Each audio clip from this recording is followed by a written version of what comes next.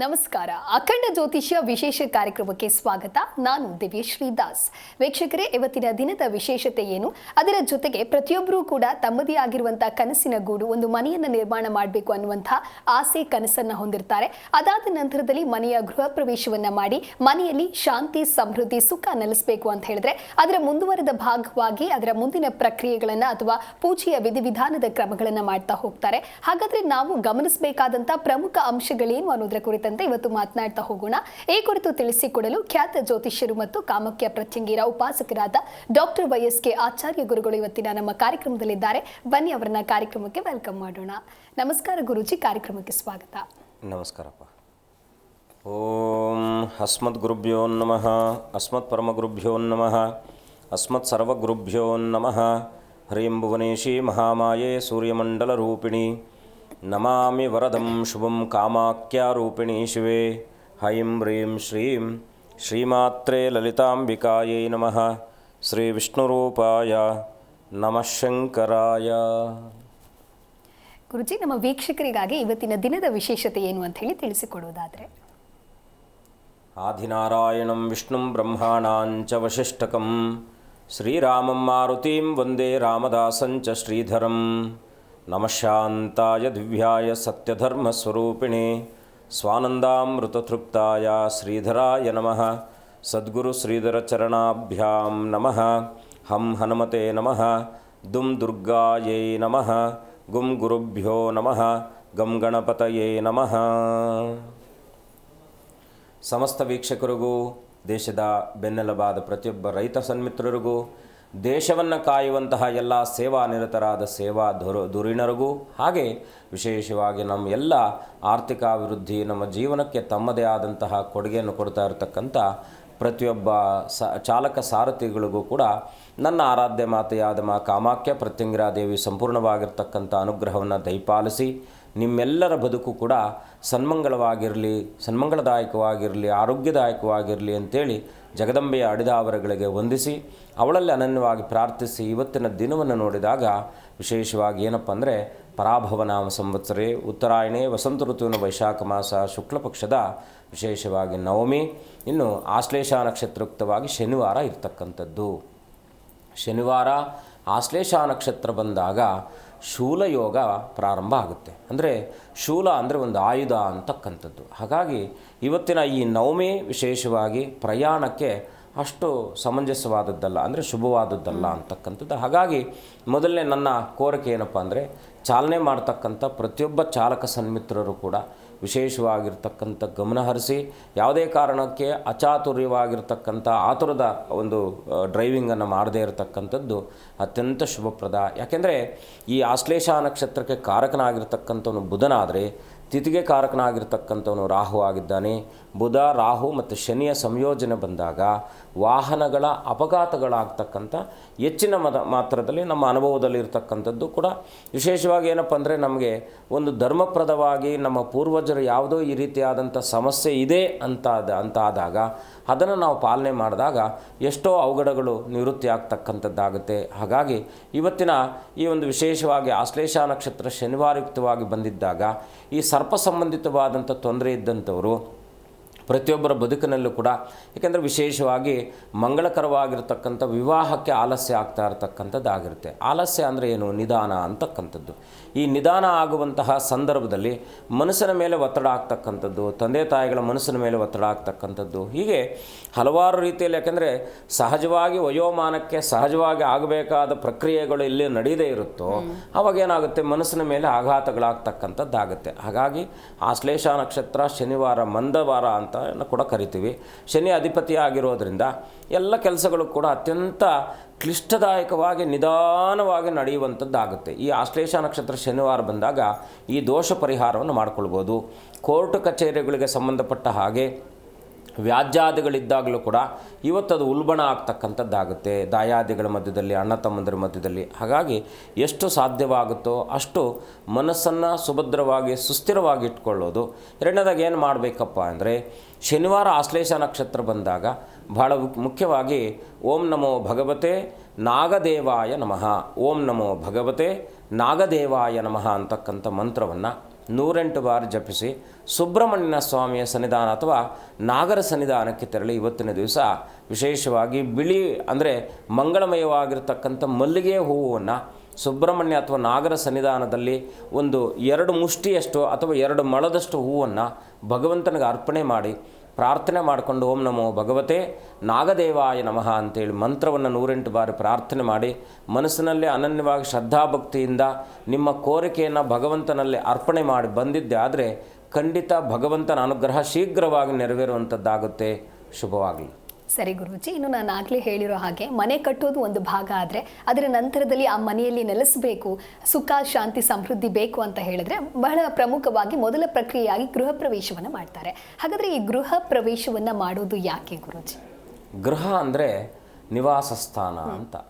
ಬಹಳ ಮುಖ್ಯವಾಗಿ ಗೃಹ ಪ್ರವೇಶ ಯಾಕೆ ಮಾಡ್ತೀವಿ ಅಂದರೆ ಅದಕ್ಕೆ ಜೀವ ತುಂಬಲಿಕ್ಕೆ ಮಾಡೋದು ಪ್ರಕ್ರಿಯೆ ಅಷ್ಟೇ. ಏನಕ್ಕೆ? ಒಂದು ಸಂಸ್ಕಾರ ಬೇಕಲ್ವಾ.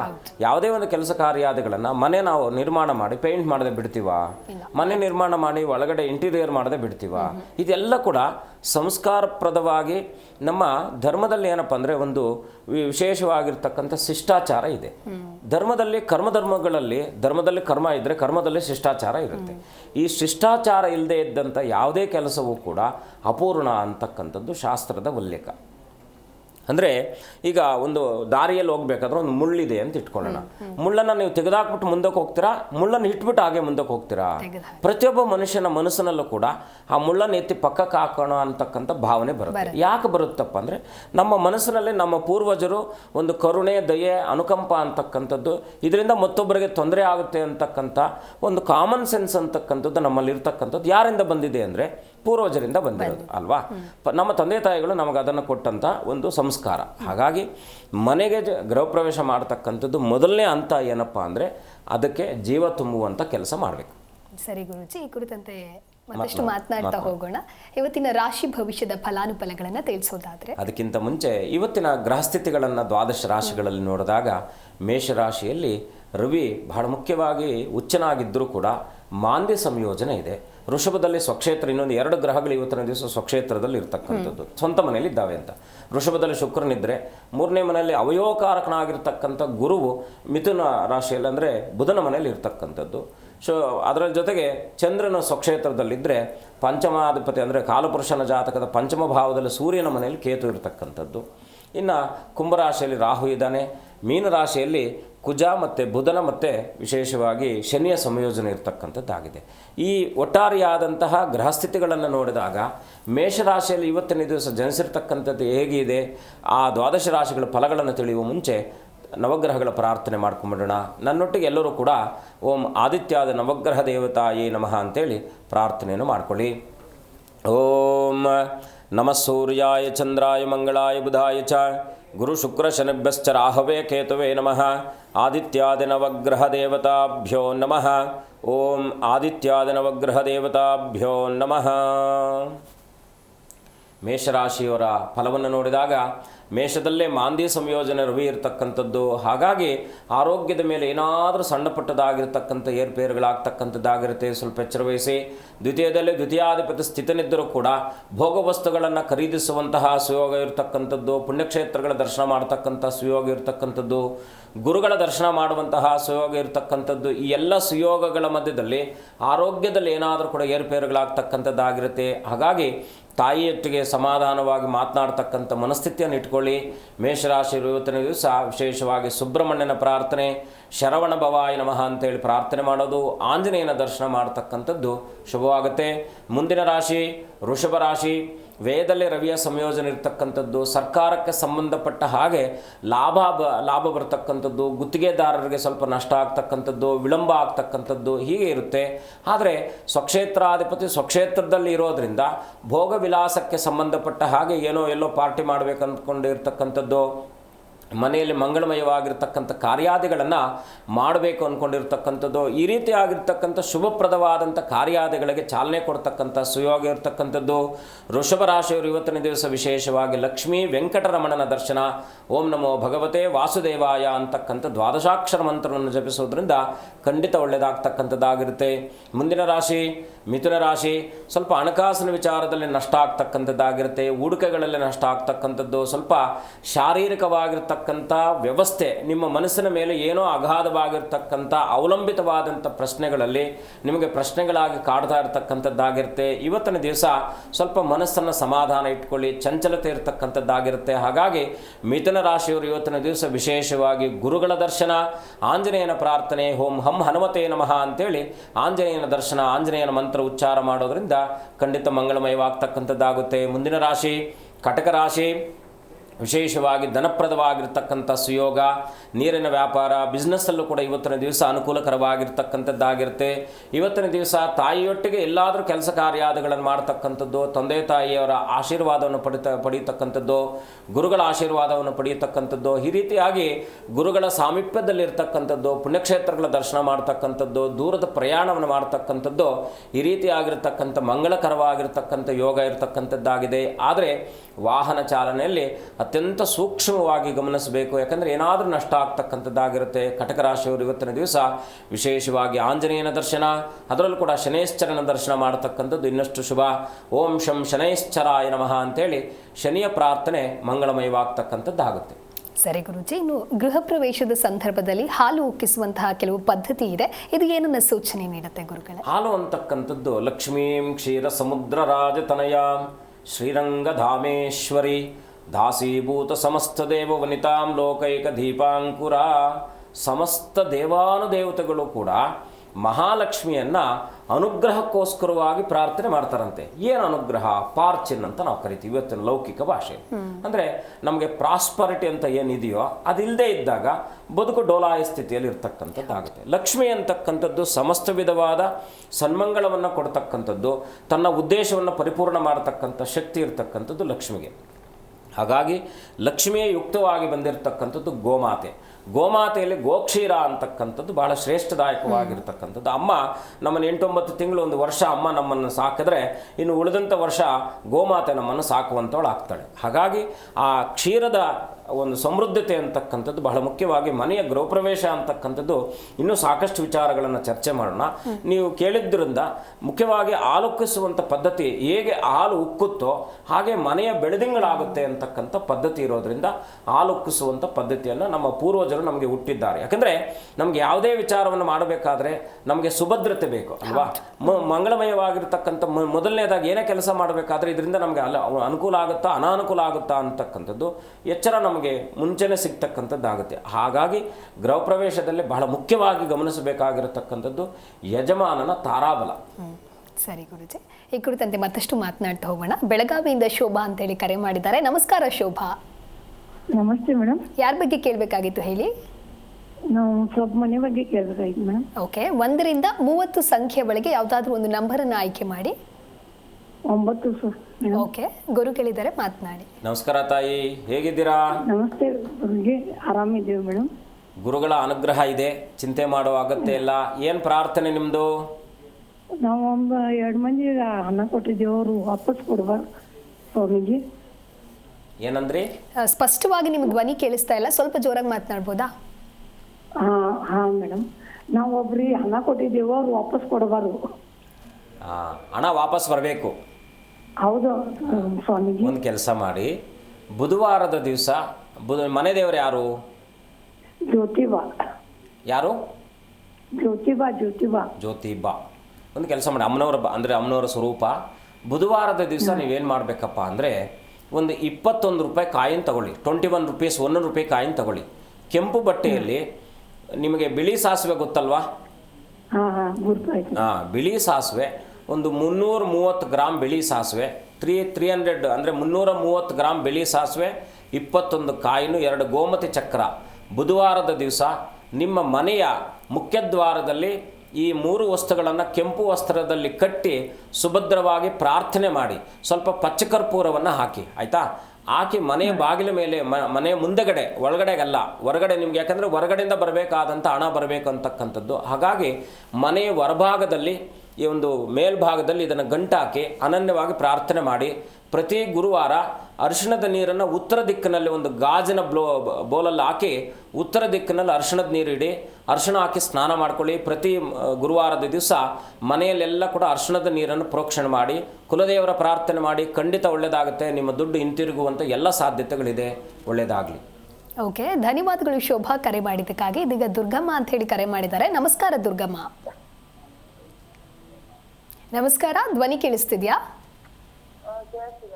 ಸ್ವಲ್ಪ ಜೋರಾಗಿ ಮಾತನಾಡಿ. ಎಲ್ಲಿಂದ ಕರೆ ಮಾಡ್ತಾ ಇದ್ದೀರಾ? ಎಲ್ಲಿಂದ ಕರೆ ಮಾಡ್ತಾ ಇದ್ದೀರಾ? ಓಕೆ, ಯಾರ ಬಗ್ಗೆ ಕೇಳಬೇಕಾಗಿತ್ತು? 1ರಿಂದ 30 ಸಂಖ್ಯೆ ಒಳಗೆ ಯಾವುದಾದ್ರೂ ಒಂದು ನಂಬರನ್ನು ಆಯ್ಕೆ ಮಾಡಿ. ಓಕೆ, ಗುರು ಹೇಳಿದ್ದಾರೆ, ನಿಮ್ಮ ಪ್ರಶ್ನೆ ಏನು ಅಂತ ಹೇಳಿ ತಿಳಿಸಿ. ನಮಸ್ಕಾರ ತಾಯಿ, ಹೇಗಿದ್ದೀರಾ? ತಾಯಿ ಒಳ್ಳೇದು ಮಾಡಲಿ. ಖಂಡಿತ ಒಳ್ಳೇದಾಗುತ್ತೆ. ಚಿಂತೆ ಮಾಡುವ ಅಗತ್ಯ ಇಲ್ಲ. ಸ್ವಲ್ಪ ಮನಸ್ಸಿನ ಮೇಲೆ ಅಗಾಧವಾದಂಥ ಏನೋ ಮಾನಸಿಕ ಖಿನ್ನತೆ ಅಂತಕ್ಕಂಥದ್ದು ನಿಮ್ಮನ್ನು ಕಾಡ್ತಾ ಇದೆ. ಆದರೂ ಚಿಂತಿಸುವ ಅಗತ್ಯ ಇಲ್ಲ. ಖಂಡಿತ ಒಳ್ಳೇದಾಗುತ್ತೆ. ಗಣಪತಿಯ ಪ್ರಾರ್ಥನೆಯನ್ನು ಮಾಡ್ಕೊಳ್ಳಿ. ಏನು ನಿಮ್ಮ ಪ್ರಶ್ನೆ?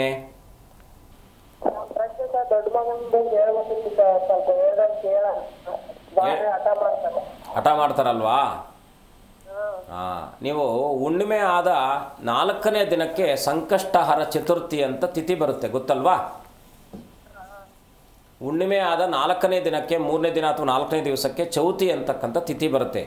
ಈ ಚೌತಿ ತಿಥಿಯಲ್ಲಿ ನಿಮ್ಮ ಮಗನಿಗೆ ಈ 3 ವಸ್ತುಗಳನ್ನು ಹಾಕಿ ಸ್ನಾನ ಮಾಡಿಸಿ. ಯಾವ್ಯಾವ ವಸ್ತುಗಳಪ್ಪ ಅಂದರೆ, ಮೊದಲನೇದಾಗಿ ಹಾಲು, ಎರಡನೇದಾಗಿ ಪಚ್ಚಕರ್ಪೂರ, ಮೂರನೇದಾಗಿ ನಾವು ಗಂಗಾಜಲ ಅಥವಾ ನಾವು ಏನು ಈ ನೀರು ಬರುತ್ತಲ್ವ, ಏನದು ರೋಸ್ ವಾಟರ್, ಈ 3 ಮಿಶ್ರಣ ಮಾಡಿ, ರೋಸ್ ವಾಟ್ರು, ಹಾಲು ಮತ್ತು ಪಚ್ಚಕರ್ಪೂರವನ್ನು ಮಿಶ್ರಣ ಮಾಡಿ ಚೌತಿ ತಿಥಿಯಲ್ಲಿ ನಿಮ್ಮ ಮಗನಿಗೆ ಸ್ನಾನ ಮಾಡಿಸುವಂಥ ವ್ಯವಸ್ಥೆ ಮಾಡಿ, ಕುಲದೇವರ ಪ್ರಾರ್ಥನೆ ಮಾಡಿ, ಗಣಪತಿಯ ಪ್ರಾರ್ಥನೆ ಮಾಡೋದ್ರಿಂದ ಖಂಡಿತ ಒಳ್ಳೆಯದಾಗುತ್ತೆ.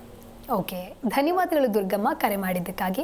ಗುರುಜಿ ತಿಳಿಸ್ಕೊಡ್ತಾ ಇದ್ರಿ ಮುಂದಿನ ರಾಶಿ ಭವಿಷ್ಯದ ಫಲಾನುಫಲಗಳತ್ತ. ಮುಂದಿನ ರಾಶಿ ಸಿಂಹ ರಾಶಿಯನ್ನು ನೋಡಿದಾಗ ಅಷ್ಟಮದಲ್ಲಿ ಬಹಳ ಮುಖ್ಯವಾಗಿ ಕುಜನ ಸಂಯೋಜನೆ ಇರತಕ್ಕಂಥದ್ದು, ಬುಧ ಶನಿಯ ಸಂಯೋಜನೆ ಇರೋದರಿಂದ ವಾಹನ ಚಾಲನೆಯಲ್ಲಿ ಅತ್ಯಂತ ಜಾಗೃತಿ ವಹಿಸಿ. ಸಿಂಹರಾಶಿಯವರು ವಿಶೇಷವಾಗಿ ಸ್ವಲ್ಪ ವೈರಾಗ್ಯದ ಕಡೆಗೆ ಮಾನಸಿಕವಾದಂಥ ಒತ್ತಡ ಇರತಕ್ಕಂಥದ್ದಾಗಿರುತ್ತೆ. ಕುಟುಂಬದಲ್ಲಿ ಕೂಡ ವೈಮನಸ್ಸುಗಳು ಬರ್ತಕ್ಕಂಥದ್ದು, ಪತಿ ಪತ್ನಿಯರ ಮಧ್ಯದಲ್ಲಿ ವಿರಸಗಳು ಬರ್ತಕ್ಕಂಥದ್ದಾಗಿರುತ್ತೆ. ಸಿಂಹರಾಶಿಯವರು ಸಾಧ್ಯವಾದಷ್ಟು ಸಮಾಧಾನ, ಸಾವಧಾನ, ತಾಳ್ಮೆಯನ್ನು ನಿಮ್ಮ ಬದುಕಿನಲ್ಲಿ ನೀವು ಅಳವಡಿಸಿಕೊಂಡಿದ್ದೆ ಆದರೆ ಖಂಡಿತ ಶುಭವಾಗ್ತಕ್ಕಂಥದ್ದಾಗಿರುತ್ತೆ. ಸಿಂಹರಾಶಿಯವರು ಲಕ್ಷ್ಮೀನಾರಾಯಣರ ದರ್ಶನ, ಓಂ ನಮೋ ನಾರಾಯಣಾಯ ಅಂತಕ್ಕಂಥ ಅಷ್ಟಾಕ್ಷರ ಮಂತ್ರವನ್ನು ಜಪಿಸುವುದರಿಂದ ಖಂಡಿತ ಮಂಗಳಮಯವಾಗ್ತಕ್ಕಂಥದ್ದಾಗುತ್ತೆ. ಮುಂದಿನ ರಾಶಿ ಕನ್ಯಾ ರಾಶಿ. ಸಪ್ತಮದಲ್ಲಿ ಕುಜ ಮತ್ತು ಶನಿಯ ಸಂಯೋಜನೆ ಇರತಕ್ಕಂಥದ್ದು. ಸ್ವಲ್ಪ ಪಾಲುದಾರಕ ವ್ಯವಹಾರಾದಿಗಳಲ್ಲಿ ನಷ್ಟ ಆಗ್ತಕ್ಕಂಥದ್ದಾಗಿರುತ್ತೆ, ಜಿಜ್ಞಾಸೆಗಳಿರ್ತಕ್ಕಂಥದ್ದಾಗಿರುತ್ತೆ. ಇವತ್ತಿನ ದಿವಸ ವಿಶೇಷವಾಗಿ ಪತಿ ಪತ್ನಿಯರ ಮಧ್ಯದಲ್ಲೂ ಕೂಡ ಸಾಮರಸ್ಯದ ಕೊರತೆ ಉಂಟಾಗ್ತಕ್ಕಂಥದ್ದು. ತಂದೆ ಮಕ್ಕಳ ಬದುಕಿನಲ್ಲೂ ಕೂಡ ಏನಾದರೂ ವಿಚಾರಾಧೀನವಾಗಿರ್ತಕ್ಕಂಥ ವಿಚಾರಗಳಲ್ಲಿ ಕಿರಿಕಿರಿಗಳಾಗ್ತಕ್ಕಂಥದ್ದಾಗಿರುತ್ತೆ. ಕೋರ್ಟು ಕಚೇರಿಗಳಿಗೆ ಸಂಬಂಧಪಟ್ಟ ಹಾಗೆ ಭೂ ವ್ಯಾಜ್ಯಾದಿಗಳಲ್ಲೂ ಕೂಡ ವಿಳಂಬ ಆಗ್ತಕ್ಕಂಥದ್ದು. ಇವತ್ತಿನ ದಿವಸ ಕನ್ಯಾ ರಾಶಿಯವರು ವಿಶೇಷವಾಗಿ ಸುಬ್ರಹ್ಮಣ್ಯನ ಪ್ರಾರ್ಥನೆ, ಓಂ ಶರವಣ ಭವಾಯ ನಮಃ ಅಂತಕ್ಕಂಥ ಸುಬ್ರಹ್ಮಣ್ಯನ ಪ್ರಾರ್ಥನೆ, ಓಂ ತತ್ಪುರುಷಾಯ ವಿದ್ಮಹೆ ಮಹಾಸೇನಾಯ ಧೀಮಹೆ ತನ್ನೋ ಷಣ್ಮುಖ ಪ್ರಚೋದಯಾತ್ ಅಂತೇಳಿ ಸುಬ್ರಹ್ಮಣ್ಯನ ಗಾಯತ್ರಿ ಪ್ರಾರ್ಥನೆ ಗಾಯತ್ರಿ ಮಂತ್ರವನ್ನು ಉಚ್ಚಾರ ಮಾಡೋದ್ರಿಂದ ಖಂಡಿತ ಕನ್ಯಾ ರಾಶಿಯವರೆಗೂ ಶುಭವಾಗುತ್ತೆ. ಮುಂದಿನ ರಾಶಿ ತುಲಾರಾಶಿ. ತುಲಾರಾಶಿಯಲ್ಲಿ ಜನಿಸಿರ್ತಕ್ಕಂಥವ್ರಿಗೆ ಇವತ್ತಿನ ದಿವಸ ಹೃದಯ ಸಂಬಂಧಿತವಾದ ಏನಾದರೂ ತೊಂದರೆ ನಿಮ್ಮನ್ನು ಬಾಧಿಸ್ಬೋದಾಗಿರ್ತಕ್ಕಂಥದ್ದಾಗಿರುತ್ತೆ. ಹಿರಿಯರ ಸಹಕಾರ ಸಿಗ್ತಕ್ಕಂಥದ್ದು, ಬಾಲ್ಯದ ಗೆಳೆಯರ ಸಮಾಗಮನ ಆಗ್ತಕ್ಕಂಥದ್ದು, ದೂರದ ಪ್ರಯಾಣವನ್ನು ಮಾಡ್ತಕ್ಕಂಥದ್ದು, ಹೀಗೆ ಎಲ್ಲ ರೀತಿಯಲ್ಲೂ ಕೂಡ ಮಂಗಳಪ್ರದವಾಗಿದ್ದರೂ ಕೂಡ ಅಷ್ಟೇ ನಿಮಗೆ ಅಶುಭವೂ ಕೂಡ ಕಾಡ್ತಾ ಇರತಕ್ಕಂಥದ್ದಾಗಿರುತ್ತೆ. ಯಾವುದೋ ಕೆಲಸ ಕಾರ್ಯಾದಿಗಳಲ್ಲಿ ವಿಳಂಬ ಆಗ್ತಕ್ಕಂಥದ್ದು, ಈ ರೀತಿಯಾದಂಥ ಮಾನಸಿಕ ಒತ್ತಡ ಇರೋದ್ರಿಂದ ಇವತ್ತಿನ ದಿವಸ ಸಾಂಬಶಿವನ ದರ್ಶನ, ಓಂ ನಮಃ ಶಿವಾಯ ಅಂತಕ್ಕಂಥ ಶಿವಪಂಚಾಕ್ಷರ ಮಂತ್ರವನ್ನು ಜಪಿಸುವುದರಿಂದ ಖಂಡಿತ ಮಂಗಳಕರವಾಗ್ತಕ್ಕಂಥದ್ದಾಗಿರುತ್ತೆ. ಮುಂದಿನ ರಾಶಿ ವೃಶ್ಚಿಕ ರಾಶಿ. ಭಾವದಲ್ಲಿ ವಿಶೇಷವಾಗಿರ್ತಕ್ಕಂಥ ಮಕ್ಕಳ ಚಿಂತೆ ನಿಮ್ಮನ್ನು ಕಾಡ್ತಾ ಇರತಕ್ಕಂಥದ್ದು, ಆರೋಗ್ಯಕ್ಕೆ ಸಂಬಂಧಪಟ್ಟ ಹಾಗೆ ಹೊಟ್ಟೆ ಸಂಬಂಧಿತವಾಗಿರ್ತಕ್ಕಂಥದ್ದು, ಅಲರ್ಜಿ ಅಥವಾ ಅಸಿಡಿಟಿ ಅಂತಕ್ಕಂಥದ್ದು ನಿಮ್ಮನ್ನು ಬಾಧಿಸಬಹುದಾಗಿರ್ತಕ್ಕಂಥದ್ದಾಗಿರುತ್ತೆ. ಸ್ವಲ್ಪ ಆರೋಗ್ಯದ ಕಡೆ ಎಚ್ಚರವಹಿಸಿ. ಎಲ್ಲೆಂದರೆ ಅಲ್ಲಿ ಏನಾದರೂ ತಿಂದು ನಿಮ್ಮ ಆರೋಗ್ಯವನ್ನು ಕೆಡಿಸ್ಕೊಳ್ಳುವಂಥ ಒಂದು ಕೆಲಸವನ್ನು ಮಾಡಬೇಡಿ. ಇವತ್ತಿನ ದಿವಸ ವೃತ್ತಿರಂಗದಲ್ಲೂ ಕೂಡ ಸ್ವಲ್ಪ ಮೇಲಧಿಕಾರಿಗಳಿಂದ ಏನಾದರೂ ಮಾನಸಿಕವಾದಂಥ ಒತ್ತಡ ಕಾಡ್ತಕ್ಕಂಥದ್ದಾಗಿರುತ್ತೆ. ಮಕ್ಕಳ ಚಿಂತೆ ಹೆಚ್ಚಿನ ರೀತಿಯಲ್ಲಿ ಕಾಡಬಹುದಾಗಿರ್ತಕ್ಕಂಥದ್ದು. ಉನ್ನತ ವಿದ್ಯಾಭ್ಯಾಸಕ್ಕೂ ಕೂಡ ಮಂಗಳಕರವಾಗಿದೆ. ಪ್ರಯತ್ನ ಕಾರ್ಯಾದಿಗಳಲ್ಲಿ ಸತ್ಫಲ ಕಾಣ್ತಕ್ಕಂಥದ್ದಾಗಿರುತ್ತೆ. ವೃಶ್ಚಿಕ ರಾಶಿಯವರು ಸಮಾಧಾನದಿಂದ ಪ್ರತಿಯೊಂದು ಕೆಲಸವನ್ನು ಕೂಡ ಸಿದ್ಧಿಸಿಕೊಳ್ಳುವ ಹಾಗೆ ದೇವಿಯ ಅನುಗ್ರಹ ಇರೋದರಿಂದ ಓಂ ದುಂ ದುರ್ಗಾಯೇ ನಮಃ ಅಂತೇಳಿ ದುರ್ಗೆಯ ಪ್ರಾರ್ಥನೆ, ಚಾಮುಂಡೇಶ್ವರಿಯ ದರ್ಶನ ಮಾಡ್ತಕ್ಕಂಥದ್ದು ಶುಭವಾಗ್ತಕ್ಕಂಥದ್ದಾಗುತ್ತೆ. ಓಕೆ ಗುರುಗಳೇನು ಗೃಹ ಪ್ರವೇಶ ಮಾಡಬೇಕಾದ್ರೆ ನಾವು ಗಮನಿಸಬೇಕಾದಂಥ ಪ್ರಮುಖ ಅಂಶಗಳು ಯಾವುದು ಅಂತ ಹೇಳಿ ತಿಳಿಸಿ. ಮೊದಲನೇದಾಗಿ ತಾರಾಬಲ ಮನುಷ್ಯನಿಗೆ, ಯಾಕೆಂದರೆ ತಾರೆ ಅಂತಕ್ಕಂಥದ್ದು ಮನುಷ್ಯನ ಶ್ರೇಯಸ್ಸನ್ನು ತಂದುಕೊಡುತ್ತೆ. ತಿಥೇಶ್ಚ ಶ್ರೇಯಮಾಪ್ನೋತಿ ವಾರಾದ ಆಯುಷ್ಯವರ್ಧನಂ ನಕ್ಷತ್ರ ಧರತೆ ಪಾಪಂ ಯೋಗಾದ್ ರೋಗ ನಿವಾರಣಂ ಅಂತೇಳಿ ಈ ಪಂಚ ಅಂಗಗಳಿಂದ ಸಂಯೋಜನೆ ಆಗಿರ್ತಕ್ಕಂಥದ್ದೇ ಪಂಚಾಂಗ. ಈ ಪಂಚಾಂಗ ನೋಡಿ ಬಹಳ ಮುಖ್ಯವಾಗಿ ಏನಾಗುತ್ತಪ್ಪ ಅಂದರೆ ಕೆಲವು ಸಂದರ್ಭಗಳಲ್ಲಿ ವ್ಯತಿರೇಕವಾಗಿರತಕ್ಕಂಥ ತಿಥಿ ನಕ್ಷತ್ರಗಳೆಲ್ಲವೂ ಕೂಡ ಚೆನ್ನಾಗಿದ್ದರೂ ಕೂಡ ಇವರಿಗೆ ಅದು ಅಂದರೆ ಆ ಒಂದು ತಿಥಿ ಇವರಿಗೆ ಏನಂದರೆ ಸ್ವಲ್ಪ ವ್ಯತಿರೇಕವಾಗಿರ್ತಕ್ಕಂಥ ತಿಥಿ ಅಂತ. ಅಂದರೆ ವ್ಯತಿರೇಕ ಅಂದರೆ ಬಹಳ ಮುಖ್ಯವಾಗಿ ನಾವು ಗಮನಿಸಬೇಕಾದದ್ದು ಏನಪ್ಪ ಅಂದರೆ ನಮಗದು ಆಗದೇ ಇರತಕ್ಕಂಥದ್ದು ಅಂತ. ಕೆಲವು ಸಂದರ್ಭಗಳಲ್ಲಿ ನಾವು ಊಟವನ್ನೇ ನಾವು ಎಷ್ಟೋ ಊಟದಲ್ಲಿ ನಾವು ಇದು ನನಗೆ ಬೇಡ, ಅದು ಬೇಡ, ಇದು ಬೇಡ ಅಂತಕ್ಕಂಥ ಮನಸ್ಥಿತಿ ಇದೆ. ಹಾಗೆ ಮನುಷ್ಯನಿಗೆ ಚಂದ್ರ ತಾರಾಬಲಗಳು ಅತ್ಯಂತ ಪ್ರಮುಖವಾಗಿ ಗಮನಿಸಬೇಕು. ಅನ್ನೊಂದು ಏನಪ್ಪ ಅಂದರೆ ನೋಡಿ, ಬಹಳ ಮುಖ್ಯವಾಗಿ 4 ನಕ್ಷತ್ರಗಳು ಬಹಳ ಶ್ರೇಷ್ಠಪ್ರದವಾದದ್ದು ಅಂತ ಗೃಹ ಪ್ರವೇಶದಲ್ಲಿ ಹೇಳಿರ್ತಕ್ಕಂಥದ್ದು. ಮೊದಲನೇದಾಗಿ ಹಸ್ತ ನಕ್ಷತ್ರ, ಎರಡನೇದಾಗಿ ಉತ್ತರ ನಕ್ಷತ್ರ, ರೋಹಿಣಿ ನಕ್ಷತ್ರ. ಇನ್ನು ಉಳಿದಿರ್ತಕ್ಕಂಥದ್ದು ಏನಪ್ಪ ಅಂದರೆ ಒಂದಷ್ಟು ಮಧ್ಯಮ ಫಲ, ಉತ್ತಮ ಫಲ, ಉತ್ತಮೋತ್ತಮ ಫಲ, ಮಧ್ಯಮ ಫಲ ಅಂತಕ್ಕಂಥ ನಕ್ಷತ್ರಗಳಿದೆ.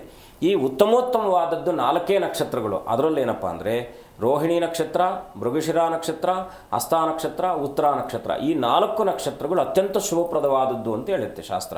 ಈ 4 ನಕ್ಷತ್ರಗಳು ಕೆಲವರಿಗೆ ಏನಂದರೆ ವಧೆ ತಾರೆ ಬರುತ್ತೆ ಅಂತ ಇಟ್ಕೊಳ್ಳಿ, ಪ್ರತ್ಯುಕ್ ತಾರೆ ಬರುತ್ತೆ ಅಂತ ಇಟ್ಕೊಳ್ಳಿ. ಈ ತಾರಾಬಲಗಳಲ್ಲಿ ಏನಾದರೂ ಮೃತ್ಯು ತಾರೆ ಬರುತ್ತೆ. ಅಂದರೆ ತಾರೆಗಳಲ್ಲಿ 8 ತಾರೆಗಳಿದೆ. ಸಂಪತ್ತಾರೆ, ವಿಪತ್ತಾರೆ, ಪ್ರತ್ಯುಕ್ ತಾರೆ, ಪರಮೋತ್ತಮ ತಾರೆ, ಮಿತ್ರ ತಾರೆ, ಸಾಧನ ತಾರೆ, ಹೀಗೆ ತಾರೆಗಳಲ್ಲಿ 8 ತಾರೆಗಳಿರ್ತಕ್ಕಂಥದ್ದು. ತಾರಾನುಕೂಲ ನೋಡ್ಕೊಳ್ತಕ್ಕಂಥದ್ದು ಅತ್ಯಂತ ಶ್ರೇಷ್ಠವಾದದ್ದು. ಎರಡನೇದಾಗಿ ಏನಪ್ಪ ಅಂದರೆ ಸಾಧ್ಯವಾದಷ್ಟು ಶ್ರದ್ಧಾಭಕ್ತಿಗಳಿಂದ ಗೃಹ ಪ್ರವೇಶನ ಮಾಡುವಂಥ ವ್ಯವಸ್ಥೆನ ಮಾಡ್ಕೊಳ್ಬೇಕಾದದ್ದು ವಿಶೇಷವಾಗಿ ಗಮನ ಹರಿಸಬೇಕು. ಸರಿ ಗುರುಜಿ, ಕಾಲರ್ ಒಬ್ರು ಇದ್ದಾರೆ, ಮಾತನಾಡ್ಬಿಡೋಣ. ಮೈಸೂರಿಂದ ಕರೆ ಮಾಡಿದ್ದಾರೆ. ನಮಸ್ಕಾರ ಸರ್. ನಮಸ್ತೆ ಸರ್ ಮೇಡಮ್. ಓಕೆ, ನಿಮ್ಮ ಹೆಸರು? ನಮ್ಮ ಹೆಸರು ಪ್ರಕಾಶ್ ಅಂತ. ನನ್ನ ಮಗನ ಬಗ್ಗೆ ಕೇಳಬೇಕಾಯ್ತು. ಓಕೆ, 1 ರಿಂದ 30 ಸಂಖ್ಯೆ ಒಳಗೆ ಯಾವುದಾದ್ರೂ ಒಂದು ನಂಬರನ್ನು ಆಯ್ಕೆ ಮಾಡಿ. 25 ಮೇಡಮ್. ಓಕೆ, ಗುರುಗಳಿದ್ದಾರೆ, ಮಾತನಾಡಿ. ನಮಸ್ಕಾರ, ಹೇಗಿದ್ದೀರಾ? ನಮಸ್ತೆ ಗುರುಗಳೇ, ಚೆನ್ನಾಗಿದ್ದೀನಿ ಗುರುಗಳೇ. ಕಾರ್ಯಕ್ರಮ ನೋಡ್ತಾ ಇರ್ತೀರಾ? ನೋಡ್ತಾ ಇರ್ತೀವಿ ಗುರುಗಳೇ. ತಾಯಿ ಒಳ್ಳೇದು ಮಾಡಲಿ. ಏನು ನಿಮ್ಮ ಪ್ರಶ್ನೆ? ಮಗನ ಬಗ್ಗೆ ಕೇಳಬೇಕಾಯ್ತು ಸ್ವಲ್ಪ. ಅವ್ನ ಮದುವೆ ಬಗ್ಗೆ ನಿರಂಜನ್ ಅಂತ. ಸ್ವಲ್ಪ ವಿಳಂಬ ಆಗ್ತಾ ಇದೆ. ಕುಲದೇವರು ಯಾರು? ಬಸವೇಶ್ವರ.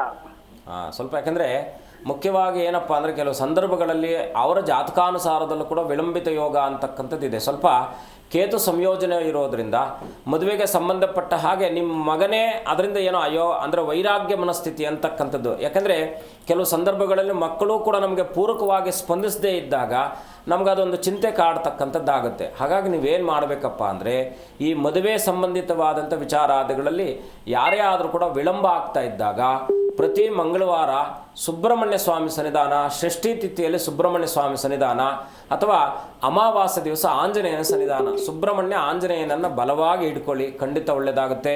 ಸುಬ್ರಹ್ಮಣ್ಯನಿಗೆ ಪ್ರತಿ ಮಂಗಳವಾರದ ದಿವಸ ಒಂದು 16 ಮಂಗಳವಾರಗಳ ಕಾಲ ಒಂದು 3 ಮುಷ್ಟಿಯಷ್ಟು ತೊಗರಿಬೇಳೆ, 6 ಕಾಯನ್ನು, ಕೆಂಪು ಹೂವು, ಕಣಗೆಲೆ ಹೂವನ್ನು ಕೊಟ್ಟು ಅನನ್ಯವಾಗಿ ಅರ್ಚನೆ ಮಾಡಿಸಿ, ಪ್ರತಿ ಗುರುವಾರ ಮೇಧಾ ದಕ್ಷಿಣಾಮೂರ್ತಿ ಸನ್ನಿಧಾನದಲ್ಲಿ ಕಡಲೆಕಾಳನ್ನು ಕೊಟ್ಟು ಆ ಹುಡುಗನ ಹೆಸರಲ್ಲಿ ಅರ್ಚನೆ ಮಾಡುವಂಥ ವ್ಯವಸ್ಥೆ ಮಾಡಿಕೊಂಡಾಗ ಖಂಡಿತ ಒಳ್ಳೆಯದಾಗುತ್ತೆ. ಓಕೆ, ಧನ್ಯವಾದಗಳು ಪ್ರಕಾಶ್, ಕರೆ ಮಾಡಿದ್ದಕ್ಕಾಗಿ. ಗುರುಜಿ, ಮುಂದಿನ ರಾಶಿ ಭವಿಷ್ಯದ ಫಲಾನುಫಲಗಳನ್ನು ತಿಳಿಸುತ್ತಾರೆ. ಮುಂದಿನ ರಾಶಿ ಧನುರಾಶಿ. 3ನೇ ಭಾವದಲ್ಲಿ ರಾಹು ಸ್ಥಿತನಿರೋದರಿಂದ ಅಣ್ಣ ತಮ್ಮಂದಿರ ಮಧ್ಯದಲ್ಲಿ ಏನಾದರೂ ಕೂಡ ಭೂ ವ್ಯವಹಾರಾದಿಗಳು, ಹಣಕಾಸಿನ ವಿಚಾರದಲ್ಲಿ ಏನಾದರೂ ಕೂಡ ಹಿನ್ನಡೆ ಆಗ್ತಕ್ಕಂಥದ್ದಾಗಿರುತ್ತೆ. 4ಥ ಭಾವದಲ್ಲಿ ಕುಜನಿರೋದರಿಂದ ತಾಯಿ ಆರೋಗ್ಯದಲ್ಲಿ ಏರ್ಪೇರುಗಳಾಗ್ತಕ್ಕಂಥದ್ದಾಗಿರುತ್ತೆ.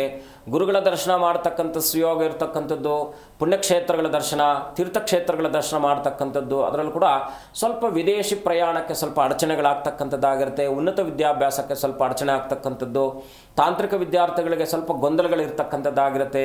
ಧನುರಾಶಿಯವರು ಇವತ್ತಿನ ದಿವಸ ವಿಶೇಷವಾಗಿ ಆಂಜನೇಯನ ದರ್ಶನ, ಗುರುಗಳ ಪ್ರಾರ್ಥನೆ, ಓಂ ಗುಂ ಗುರುಭ್ಯೋ ನಮಃ ಅಂತೇಳಿ ಗುರುವನ್ನು ಅನನ್ಯವಾಗಿ ಪ್ರಾರ್ಥನೆ ಮಾಡೋದ್ರಿಂದ ಖಂಡಿತ ಮಂಗಳಮಯವಾಗ್ತಕ್ಕಂಥದ್ದಾಗುತ್ತೆ. ಮುಂದಿನ ರಾಶಿ ಮಕರ ರಾಶಿ. ವಿಶೇಷವಾಗಿ ಹೂಡಿಕೆಗಳಲ್ಲೇ ನಷ್ಟ ಆಗ್ತಕ್ಕಂಥದ್ದಾಗಿರುತ್ತೆ. ಜೂಜುಗಳಿಂದ ದೂರ ಇರಿ. ಆನ್ಲೈನ್ ಗೇಮ್ಗಳಿಂದ ದೂರ ಇರಿ. ಇವತ್ತಿನ ದಿವಸ ನೀವು ಮಾಡುವಂಥ ಪ್ರತಿಯೊಂದು ಕೆಲಸದಲ್ಲೂ ಕೂಡ ಸ್ವಲ್ಪ ಹಿನ್ನಡೆ ಆಗ್ತಕ್ಕಂಥದ್ದಾಗಿರುತ್ತೆ. ಮಕರ ರಾಶಿಯವರು ಜಾಗ್ರತೆ ವಹಿಸಿ.